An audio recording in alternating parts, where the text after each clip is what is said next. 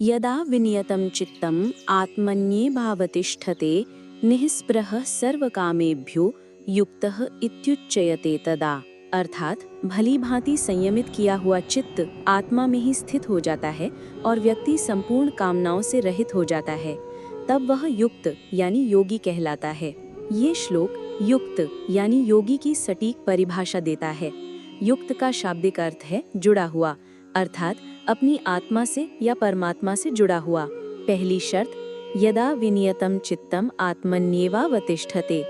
विनियतम चित्तम का अर्थ है कि चित्त यानी मन पूरी तरह से विनियत यानी अनुशासित और वश में किया हुआ हो, और यह अनुशासित चित्त कहीं और नहीं बल्कि आत्मनि एवावतिष्ठते अर्थात अपनी आत्मा में ही अवतिष्ठते यानी स्थिर हो जाए।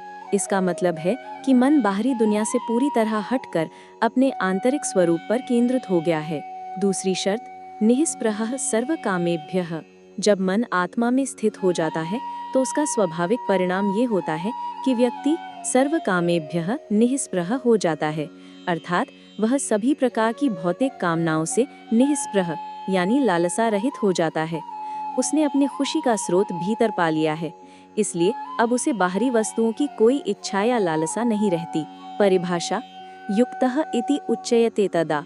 जब ये दोनों शर्तें पूरी हो जाती हैं, मन का आत्मा में स्थिर होना और कामनाओं का पूरी तरह से अभाव, तब यानी तदा वह व्यक्ति युक्त कहलाता है।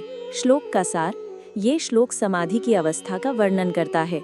सच्चा योगी वो है जिसका मन बाहरी दुनिया की भागदौड़ से हटकर अपनी आत्मा के शांत केंद्र में स्थिर हो गया है।